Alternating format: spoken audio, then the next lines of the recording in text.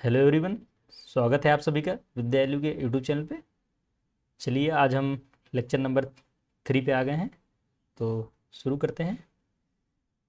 इसमें हम लोग क्या डिस्कस करेंगे की कंसेप्ट्स, आज के जो इम्पोर्टेंट आर्टिकल्स हैं, ठीक है, और क्वेश्चंस की प्रैक्टिस करेंगे, जो जिससे आप बेटर स्कोर कर सकें एग्ज़ाम में, ठीक है। अब लाइक और सब्सक्राइब कर दीजिएगा, ठीक है, जिससे हम लोगों को थोड़ा हेल्प मिलती रहती है। तो आइए शुरू करते हैं।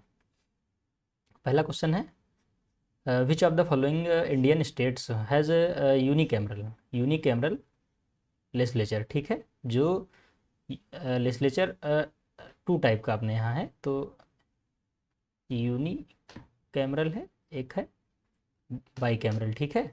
तो किन स्टेट्स में बाई कैमरल है, ठीक है। बाई कैमरल का मीन्स है विधानसभा एंड द विधान परिषद, विधानसभा विधान परिषद दोनों ही हैं, ठीक है। और यूनि का मतलब है यूनिकैमरल का कि केवल विधानसभा है, उसमें विधान परिषद का ही प्रावधान नहीं है, ठीक है। तो ऐसे कौन से स्टेट्स हैं, तो इसमें पहचाना है यूनिकैमरल के लिए, ठीक है। तो यूनिकैमरल के लिए बिहार, कर्नाटक, महाराष्ट्र, उड़ीसा, कौन सा इसमें सही है, तो उड़ीसा है, इसमें ही यूनिकैमरल है। इन स्टेट्स में बाई कैमरल है, यानी कि विधानसभा विधान परिषद दोनों में है, ठीक है। तो एक इम्पॉर्टेंट फैक्ट यहाँ पे हम लोग ये जान लेते हैं कि बाई जो कैमरल है, ठीक है, बाई कैमरल, तो वो किस में किस किस स्टेट्स में है, ठीक है, यानी विधानसभा एंड द विधान परिषद किन किन स्टेट्स में है, तो वो ऐसे 6 स्टेट्स हैं, ठीक है। कौन कौन से हैं जान लेते हैं, ठीक है। अरुणाचल प्रदेश हो गया, नहीं आंध्र प्रदेश सॉरी, आंध्र प्रदेश एंड बिहार, ठीक है, बिहार हो गया, और कर्नाटक हो गया, और महाराष्ट्र हो गया, ठीक है, महाराष्ट्र हो गया, यूपी और तेलंगाना, ठीक है, गाना, ठीक है। याद रखिएगा ये 6 स्टेट्स हैं जिनमें बाई कैमरल लेजिस्लेचर का प्रावधान है, ठीक है। चलिए बढ़ते हैं अगले question. Which schedules of the Indian constitution has the provisions related to the states and the union territories. जो यूनियन टेरिटरीज हैं, स्टेट्स हैं, उनके लिए प्रोविज़न कौन से शेड्यूल्स करता है, ठीक है, ये आपको बताना है। तो ऑप्शन है first schedule, fourth schedule, second schedule, third schedule. कौन सी शेड्यूल जो है प्रावधान करती है उसका, तो आप बताएंगे। तो जो फर्स्ट शेड्यूल है वही करती है किसका, स्टेट्स, ठीक है, और यूनियन टेरिटरी, ठीक है, यूनियन टेरिटरी जो हमारी है, ठीक है, टेरिटरीज, यूनियन टेरिटरीज उनका प्रावधान करती है। जैसा कि आपको हम लोग पहले ही बता चुके हैं कि जो अ, अ, जो जो अनुसूचियाँ होती हैं, शेड्यूल, ठीक है, वो होती क्या हैं। जो भारतीय संविधान में कुछ ऐसे अनुच्छेद होते हैं, उनके बारे में ज़्यादा हम वहाँ डिस्कस नहीं कर सकते हैं, तो इसीलिए हम अलग से अनुसूचियों को बनाते हैं, और उसमें भारतीय संविधान सभा के जो मेंबर थे उन्होंने अनुसूचियों का प्रावधान इसीलिए रखा, और उसमें हम उनको विस्तार से बता देते हैं। तो स्टेट की परिभाषा जो है, ठीक है, कितने स्टेट होंगे, क्या होगा, तो उससे संबंधित जो है, उससे संबंधित पेन लैग कर रहा है थोड़ा सा, स्टेट और यूनियन टेरेटरी, ठीक है, तो उससे संबंधित जो प्रावधान है फर्स्ट शेड्यूल में है, ठीक है। अब फोर्थ शेड्यूल, सेकेंड शेड्यूल, ठीक है, थर्ड शेड्यूल, तो थर्ड में तो ओथ है, ठीक है, ओथ, इसकी याद करने की ट्रिक क्या है, हिंदी से याद कर सकते हैं, शपथ। तो तीन तीन अक्षर हैं इसमें, तो तीन अक्षर से तीसरी शेड्यूल हो गई, ठीक है, इसकी ट्रिक हो सकती है, ठीक है। शपथ कैसे होंगी, किसका प्रावधान है, ठीक है। सेकंड और फोर्थ का देखते हैं हम लोग। सेकंड जो है, ठीक है, वेतन और भत्ते से रिलेटेड है, ठीक है। बेसिक पे क्या होगा और अलावेंस क्या होगा उसका इसमें है, ठीक है। इसमें राज्यसभा, राज्यसभा में सीटों का आवंटन कैसे होगा, ठीक है, सीटों का आवंटन कैसे होगा, राज्यसभा में सीटों का आवंटन कैसे होगा, इस अनुसूची में यही वर्णन है, ठीक है। तो चलिए इसका आंसर जो है फर्स्ट शेड्यूल है, ध्यान रखिएगा, ठीक है, क्योंकि ये स्टेट और यूनियन टेरिटरीज के प्रोविज़न को बताता है, ठीक है। चलिए बढ़ते हैं आगे। Which of the following article of India constitution is not including under right to freedom. ठीक है, राइट टू फ्रीडम के लिए कौन सा प्रावधान नहीं करता है, इसमें से बताना है। Guarantees to protection from life and the personal liberty. ठीक है, तो ये तो हमारा आर्टिकल 21 हो गया। ठीक है, provides protection in respect of convention of the offence, ये हो गया आर्टिकल 20। ठीक है, freedom of speech and expression, जो एक्सप्रेशन और स्पीच देने की स्वतंत्रता है, जो हमारी आर्टिकल 19 में है। ठीक है, आर्टिकल 19। जो एवोल्यूशन ऑफ टाइटल्स है तो वो है आर्टिकल नंबर 18। ठीक है, तो आप लोग देख सकते हैं कि नॉट इंक्लूडेड कौन सा होगा, एवोल्यूशन ऑफ टाइटल्स, तो उसका आंसर यही गलत है, ये नहीं है। बाकी ये आर्टिकल जो है राइट टू फ्रीडम, ठीक है, 19 से 22 है, ये इसका प्रोविज़न करता है। ठीक है, चलिए आगे बढ़ते हैं। विच of the following DPSPs of the state policy is not mentioned in the constitution of India. ठीक है, जो मेंशन नहीं है किसमें, DPSP में। ठीक है, तो कौन से प्रोविजंस हैं, village panchayats, uniform civil code, separation of the judiciary from the executive, equal protection of law. ठीक है, तो विलेज पंचायत आर्टिकल नंबर 40। ठीक है, यूनिफॉर्म सिविल कोड 44। ठीक है, सेपरेशन ऑफ पावर जो है 50-50, इसको कैसे करके याद कर सकते हैं आप, आर्टिकल 50 की सेपरेशन है ना, सेपरेशन के बराबर होगा, तो यानी कि 50-50 ऐसे याद करने की इसकी ट्रिक है। तो इक्वल प्रोटेक्शन ऑफ लॉ, ये तो उसमें उससे आता है आर्टिकल नंबर 14 में। ठीक है, विधियों का समान संरक्षण, ठीक है, समानता का अधिकार उसमें है, तो उसी में आता है। चलिए, इसका आंसर जो हो जाएगा नॉट मेंशन, यानी कि यही हो जाएगा। ठीक, चलिए आगे बढ़ते हैं। Who has the authority to decide, ठीक है, to dispute regarding the election of president of India. ठीक है, जो प्रेसिडेंट ऑफ इंडिया का इलेक्शन होगा, ठीक है, तो उसको डिस्प्यूट अगर हो जाए तो उसको डिसाइड करने की अथॉरिटी किसके पास है, high court, parliament, election commission, supreme court of India. ठीक है, इसका ऑप्शन होगा supreme court of India, CJI। ठीक है, जो चीफ जस्टिस ऑफ इंडिया, इसका हेड होता है CJI। ठीक है, सुप्रीम कोर्ट का, तो सुप्रीम कोर्ट है, तो वहीं पे इसके सारे जो डिस्प्यूट्स होंगे वो सुने जाएंगे।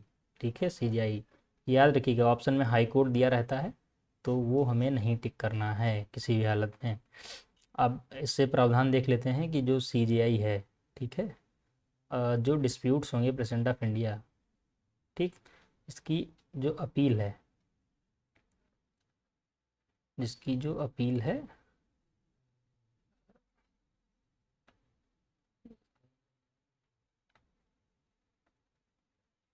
इसकी जो अपील, ठीक है, PIL करके आप नहीं कर सकते, आम जन नहीं कर सकते हैं, कौन कर सकता है ये बताते हैं। इसकी जो डिस्प्यूट से जुड़ी हुई जो प्रावधान है, तो उसमें केवल जो विपक्ष का, उसका जो जो प्रेसिडेंट होगा, जो उसके विपक्ष में लड़ रहा होगा, ठीक है, वो कर सकता है, और जो उसमें चुनाव भाग लेते हैं, उसका जो इलेक्टोरल कॉलेज रहता है, ठीक है, इलेक्टोरल कॉलेज में जो इलेक्टोरल कॉलेज में क्या होता है, जो इलेक्टेड इलेक्टेड MP, ठीक है, प्लस MLA जो रहते हैं, ठीक है, MLA, elected MP plus MLA। ठीक है, याद रखिएगा, इसमें विधान परिषद के सदस्य शामिल नहीं हैं, वे केवल विधानसभा के इलेक्टेड हैं। ठीक है, तो वो लोग केवल PIL कर सकते हैं। ठीक है, आम जन पब्लिक वाले नहीं कर सकते हैं, वही लोग उस मुद्दे को उठा सकते हैं। ठीक है, तो ये बहुत ही इम्पोर्टेंट प्रोविज़न है। तो चलिए आगे बढ़ते हैं हम लोग। The election of the president of India is done by, ठीक है, तो अगला क्वेश्चन यही है कि इलेक्शन जो है प्रेसिडेंट का वो किसके द्वारा किया जाएगा। Direct vote of people, people खुद करेंगे उसका चुनाव, कि इलेक्टोरल कॉलेज करेगा किसके, consisting of MPs and MLAs, ठीक है, only members of parliament, PM और इन कैबिनेट, उसकी कैबिनेट। तो ये ऑप्शन तो गलत है, ये भी ऑप्शन गलत है, ये ऑप्शन सही हो जाएगा और ये भी ऑप्शन गलत है, ठीक है। तो इलेक्टोरल कॉलेज करता है, ठीक है, MP प्लस MLA, ठीक है। ये कैसे होने चाहिए, अब ये दोनों ध्यान रखिएगा, इलेक्टेड हों, ठीक है, जो नॉमिनेटेड रहते हैं 2 और 12, अब तो प्रोविजन उसका हट गया है, ठीक है, 2019 में जो संशोधन आया था, लेकिन वो इलेक्टेड रहते हैं वो भाग नहीं लेंगे, ठीक है। जो MP MLA हैं तो इसमें देख लेते हैं, MP मतलब यही हो गया कि लोकसभा, राज्यसभा, MP तो यहीं से आते हैं, और MLA तो विधानसभा के जो निर्वाचित सदस्य होंगे, ठीक है, विधान परिषद के नहीं होंगे, ठीक है, ये लोग भाग नहीं लेंगे इसमें, ठीक, याद रखिएगा। अब विधानसभा राज्यों में तो है ही, कुछ यूटीज़ में भी है, तो वो तुम्हारी दिल्ली, पुदुचेरी, ठीक है, दिल्ली, पुदुचेरी, और अभी हाल ही में 2019 में जम्मू कश्मीर में ऐड हुई है, ठीक। तो ये यूटीज़ हैं, इनका कभी कभी ऑप्शन में नाम दे देता है, तो आप लोग याद रखिएगा। चलिए बढ़ते हैं नेक्स्ट क्वेश्चन पे। Which law governs the procedure for challenging the election of president, ठीक है, इलेक्शन किसका, प्रेसिडेंट के इलेक्शन को चैलेंज करने के लिए कौन सा प्रोविजन करता है, ठीक है, कौन सा एक्ट प्रोविजन करता है। तो representation of the people act 1951, ठीक है, presidential and vice presidential elections act, ठीक है, election laws act 1961, none of the above, ठीक है। इसका करेक्ट ऑप्शन है presidential and vice presidential election act 1952, जो ये प्रोविज़न करता है कि इलेक्शन जो होगा प्रेसिडेंट का, उसका कैसे, उसका प्रोसीजर क्या होगा, ठीक है, तो वो सब उसी से आता है। इसी में जो आनुपातिक प्रतिनिधित्व पद्धति रहती है वो भी इसमें दी रहती है, ठीक है, उससे जुड़े जितने भी विवाद होंगे, उसका अंतिम निर्णय कौन लेगा, ये सब उसमें दिया रहता है, तो ये ध्यान रखिएगा। Next question, find out incorrect feature of Indian parliament, ठीक है, जो इंडियन पार्लियामेंट का इनकरेक्ट फीचर कौन सा है।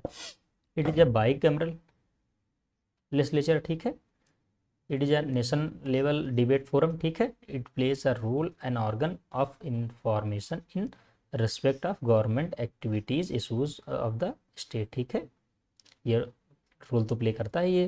President could make law without consent of the parliament, यही गलत है, ठीक है, कि प्रेसिडेंट लॉ बना सकता है without consent of parliament, parliament की बिना अनुमति के कानून नहीं होता। एक प्रोविज़न है जो इमरजेंसी के टाइम होता है, केवल जब इमरजेंसी का मीन्स वो वाली इमरजेंसी नहीं है, स्टेट क्या नाम है, पर प्रेसिडेंट की जो पावर होती है वो इमरजेंसी नहीं, जो अर्जेंट सिचुएशंस होती है, जब रनिंग में पार्लियामेंट का सेशन नहीं हो, तब उसको 123 के थ्रू ये पावर प्राप्त है, ठीक है, नॉट अ राइट, पावर प्राप्त है कि वो ऑर्डिनेंस जारी कर सकता है, ठीक है, तब पार्लियामेंट की कंसेंट की ज़रूरत नहीं है, ध्यान रखिएगा। चलिए बढ़ते हैं नेक्स्ट क्वेश्चन पे। The upper house of the Pakistan is called as senate, national assembly, house of the people, the Islamic league. जो पाकिस्तान की पार्लियामेंट है, ठीक है, पाकिस्तान की पार्लियामेंट, उसका नाम क्या है, उसका नाम मजलिस ए सूरा, ठीक है, ये नाम बहुत पूछता है। अब पार्लियामेंट इसकी दो में विभाजित है, बाई कैमरल है, ठीक है, senate and the national assembly, ठीक है, तो सीनेट है वहाँ का जो, वो अपर हाउस है, ठीक, ये याद रखिए। तो वही क्वेश्चन पूछ रहा है, upper house, then we can tick senate, ठीक है, इसका नाम है मजलिस ए शूरा, ठीक है। चलिए बढ़ते हैं नेक्स्ट क्वेश्चन पे।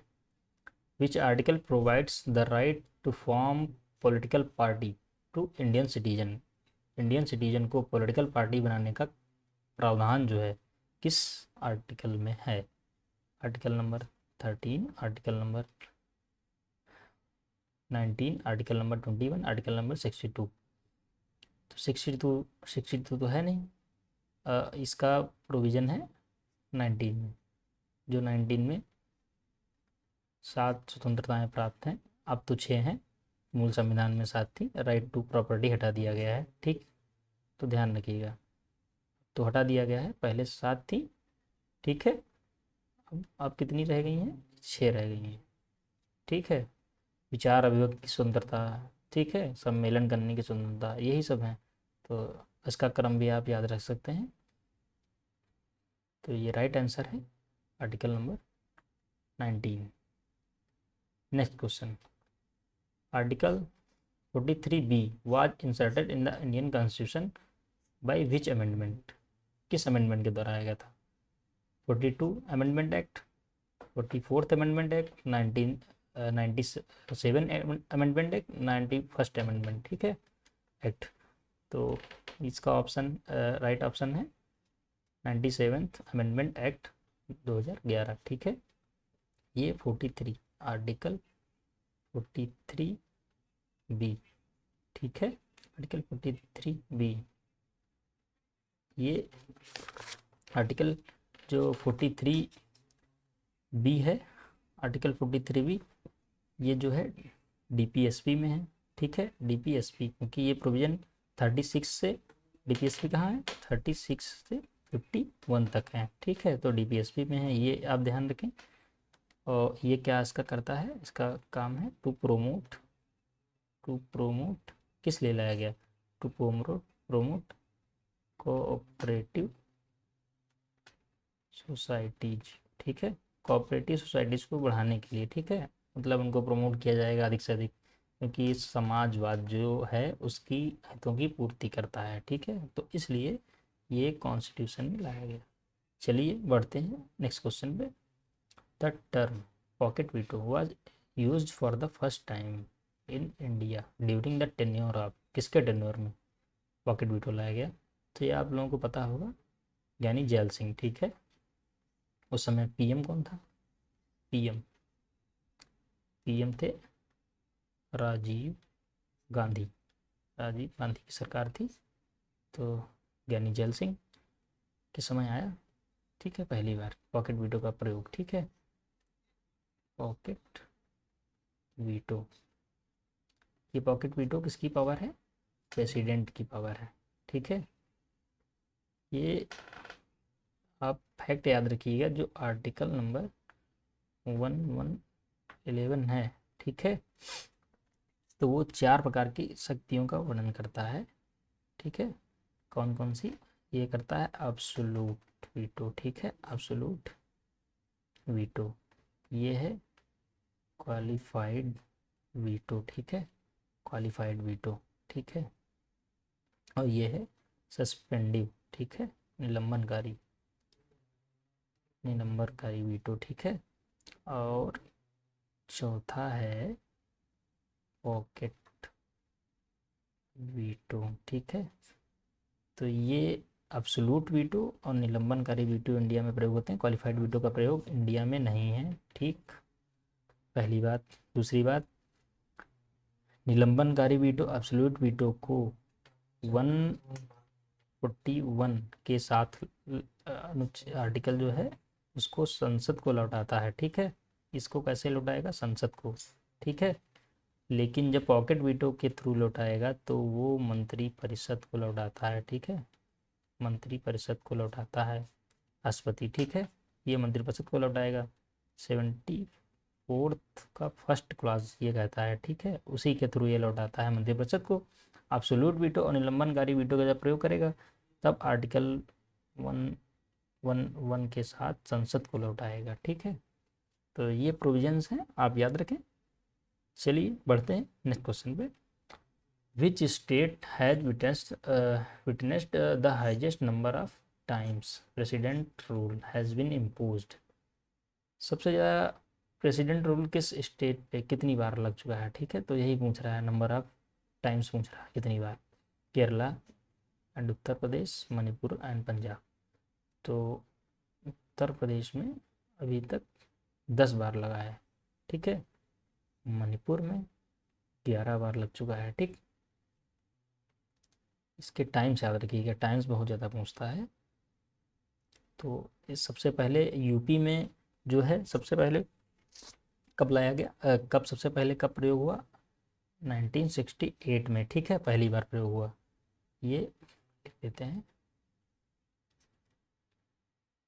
पहली बार प्रयोग हुआ है, ठीक है, 1968 में। इसका जो लास्ट टाइम है वो है 2002 में, 2 में आया था आखिरी बार, जो मणिपुर में है। सबसे ज़्यादा इसी में होगी, ठीक है। आप लोग जानते होंगे इरोम शर्मिला 2020 के आसपास जो आंदोलन में बहुत ही सक्रिय थी, इनका ये नाम याद रखना है। और जो सबसे पहले यहाँ पे जो है सबसे अंतिम बार में 2025 में लाया गया था, ठीक है। अभी हालिया संदर्भ याद होगा, जो वहाँ के सीएम थे एन बीरेन सिंह, ठीक है, एन बीरेन सिंह।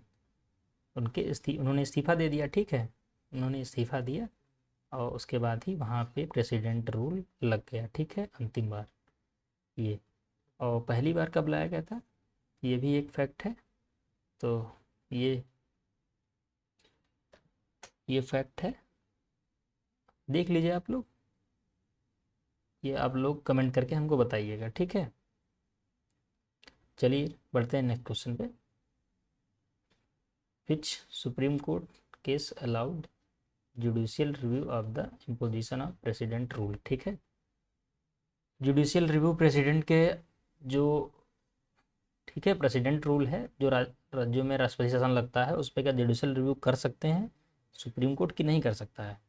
तो किस केस में ऐसा कहा गया है, SR. Bommai state of Kerala versus union of India, Golaknath versus state of Punjab, Rameshwar Prasad union of India. तो एस.आर. बोम्मई जो है 1994 में आया, इसी में यह कहा गया कि जो प्रेसिडेंट रूल है, ठीक है, उसका जो सुप्रीम कोर्ट है, ठीक है, वो रिव्यू कर सकती है, ठीक है। पहले ये प्रावधान नहीं था, तो इसमें केंद्र राज्य के बीच बड़े झगड़े होते थे। राज्यपाल जो था किसी भी स्टेट में सिफारिश कर देता था कि यहाँ का जो प्रशासन है वो अनुचित रूप से नहीं चल रहा है, ठीक है। तो उसी हिसाब से वो प्रेसिडेंट रूल लग जाता था। लेकिन अब क्या हुआ, अब जुडिशियल रिव्यू के अंतर्गत आ गया है, तो उसको कारण बताना पड़ेगा कि किस लिए उसने लगाया है, ठीक है, प्रेसिडेंट को। तो ध्यान रखें। चलिए बढ़ते हैं नेक्स्ट क्वेश्चन पे। Which case led to the first constitutional amendment, ठीक है, 1951, गोलकनाथ, चंपकई दुराजन, केशवानंद भारती, आर.सी. कूपर, ठीक है। तो इसके बारे में भी जान लेते हैं। गोलकनाथ 1967, गोलकनाथ, चंपकाई दुराजन ये आया है 51, ठीक है, 1951 पहला ही संशोधन हो गया था। केशवानंद भारती ये आप लोगों ने सुना होगा ज़्यादा ही, तो 1973 ये केशवानंद भारती आया था, ठीक है। केरल राज्य से जुड़ा था ये, केशवानंद भारती वर्सेस केरला स्टेट, ठीक है। चंपक दुराय राजन जो था मद्रास स्टेट से था, ठीक है। गोलकनाथ वर्सेस पंजाब, ये भी ध्यान रखें, कभी ऑप्शन में ये भी दे सकता है। आर.सी. कूपर वर्सेस जो था बैंकॉक नेशनलाइजेशन, ठीक है, स्टेट बैंक से था शायद हमारे हिसाब से, तो देख लीजिएगा थोड़ा सा। बैंकों के नेशनलाइजेशन से संबंधित था ये, आर.सी. कूपर, इंदिरा गांधी के समय हुआ था, तो ये 1970 में हुआ था, ठीक है, ध्यान रखिए। चलिए और आगे बढ़ते हैं। Arrange in ascending order on the basis of its establishment year, जो इसके एस्टेब्लिशमेंट ईयर है उसके आधार पे आपको अरेंज करना है असेंडिंग ऑर्डर में। तो राजमन्नार कमेटी, तो राजमन्नार कमेटी जो थी 1969 में आई है, राजमन्नार, ठीक है। ये राज्य विधानमंडल का कमेटी थी, ठीक है, राज्य विधानमंडल ने कमेटी गठित करी थी। सिक्स सरकारिया कमीशन जो था 1983 से 1988 तक आई है, ठीक है। ये सेंटर स्टेट रिलेशन पे था, सेंटर स्टेट रिलेशन पे, ठीक है। पुंछी आयोग जो है, पुंछी कमीशन 200 2007 से लेके 2010 तक आया है। ठीक, ये पुंछी कमीशन, ये सेंटर स्टेट रिलेशन पे था। आनंदपुर शाही प्रस्ताव जो था रेजोल्यूशन, तो ये 1973 में, ठीक है, 1973। इसको लगाना चाहें तो पहले आ जाएगा ए, ठीक है, A, then D, then B and the C. Okay, ये हो गया क्रम इसका, ठीक है। तब बढ़ते हैं आगे क्वेश्चन पे। चलिए, आज का सेशन समाप्त होता है। आज का सेशन समाप्त होता है। तो हमने जो लेक्चर नंबर 2 में मिस प्रोनाउंसिएशन कर दिया है, थोड़ा सा आप देख लीजिएगा।